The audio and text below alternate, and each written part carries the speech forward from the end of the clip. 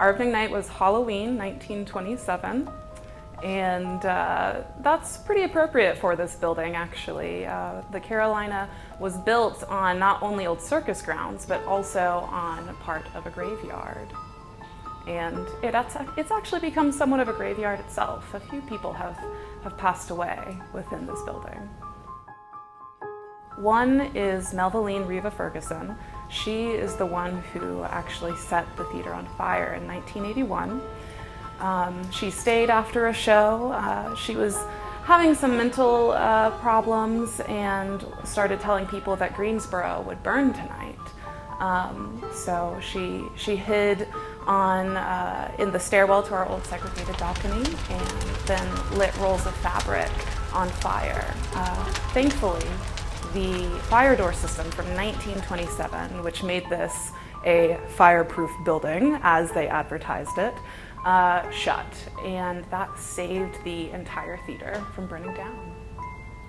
She's been seen a few places, the balcony, the mezzanine. She's a translucent figure with a blue outline.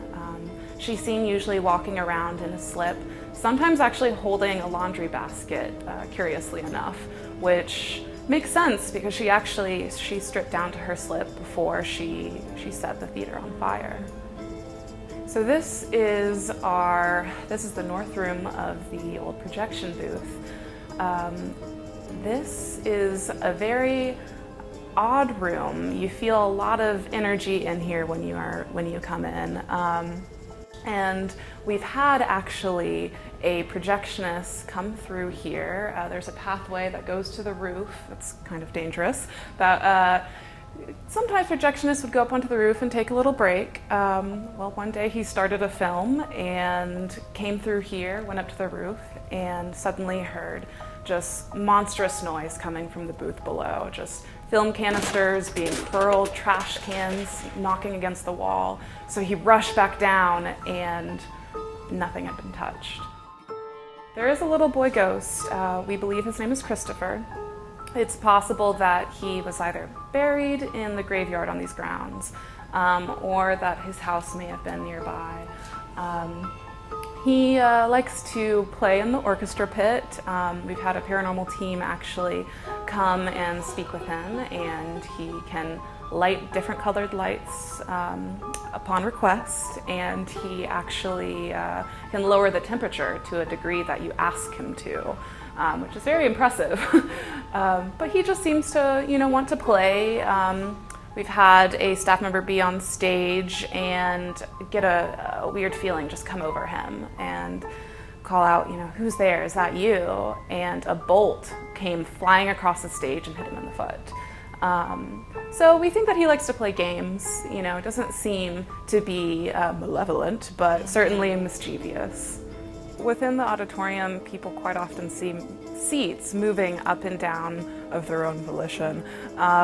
They are rocking chair seats, so both the backs will move and the seats themselves will move. And that could be, past performers, that could be past audience members, or it could be one of the named ghosts that we really know. Paranormal experts who've come into the building think that there's a lot of leftover energy within this space.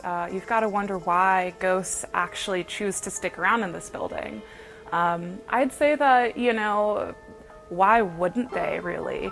There's so much, just feeling that comes when you're performing and when you're seeing someone perform. It's one of the few ways that we can, connect with other humans and really empathize with them. And as, a nonprofit performing arts center, there's so much, feel-good energy within this building too.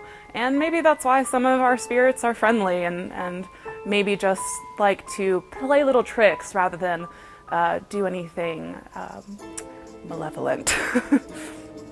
For the first time, we're going to be opening the building up to the public to stay overnight, to be locked into the building, if you can stand it. It's a little bit nerve-wracking even to be in here during the daytime, for me at least. So if you're interested, you can come to our first paranormal event.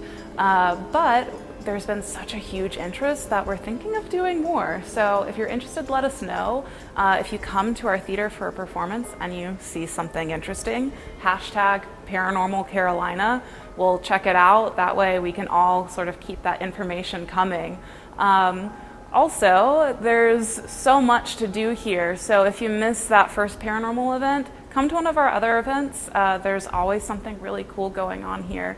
In fact, on the 28th of October, we're going to be doing Spirit of the Carolina, which also deals with sort of the ephemeral nature of the performing arts. So come check that out. That will be a whole sort of variety show of the history of the Carolina. You can learn about some of those ghosts as well. In the meantime, if you're interested, go to carolinatheater.com. That's theater with an R-E. Or you can call the box office at 336-333-2605. And that is open Monday through Friday, noon to 5 p.m.